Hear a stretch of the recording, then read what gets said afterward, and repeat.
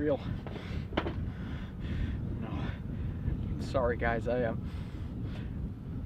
honestly don't know what happened. It must have been some prankster. That must have been it. Heard me talking about the book and thought he'd try to scare me. Yeah. Alright, well, back to the book. Now, guys, we need to hunker down and talk about something really serious now.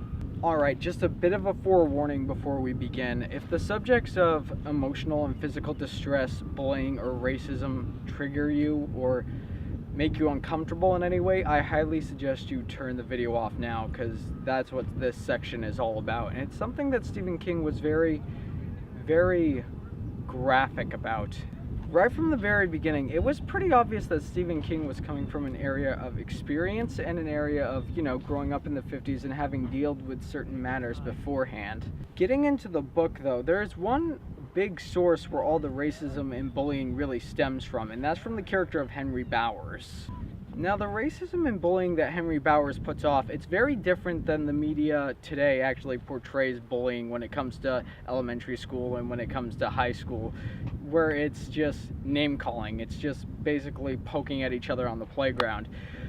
The bullying that is found in it is it's extreme. There's really no other way to slice it. Henry Bowers is a very homicidal character who gets extreme pleasure out of torturing, maiming, and committing violence against other people that he disagrees with, especially black kids like Mike Hanlon.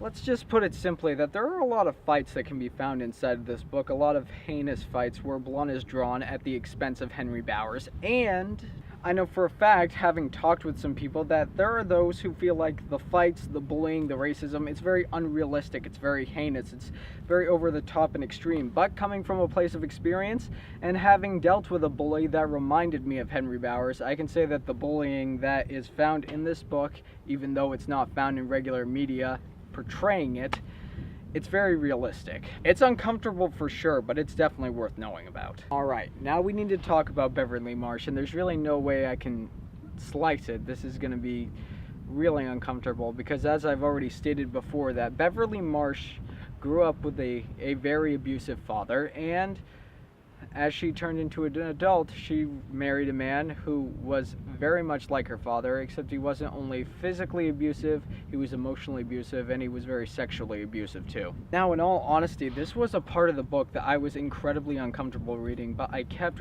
reading because even though I've never experienced an abusive relationship before, I felt like this book gave me a little insight into how damaging those kinds of relationships are to a person's mental state. And not only their mental state, but their emotional state, how they interact with people down the road, how they interact with friends, family, the people who come in contact with their life. But it feels personally to me that with all the stuff that King put in this book, as uncomfortable as it is, with the racism, the bullying, and the domestic violence and the cruelty of humanity, no matter how uncomfortable it was, I feel like it was extremely important because these are issues that people usually like to turn their heads away from, and this is stuff that we need to know about. And before we move on to the next portion of this review, I just have to say, even though I know this subject matter is extremely cringeworthy and it's uncomfortable to talk about, I have to thank Stephen King for opening my eyes to it, because I knew a little bit of portion. I've had full-on experience with the bullying stuff, but when it comes to racism and domestic abuse, it's not something I'm familiar with, so I'm glad he was able to open my eyes to it. Alright, now we need to talk about what is that?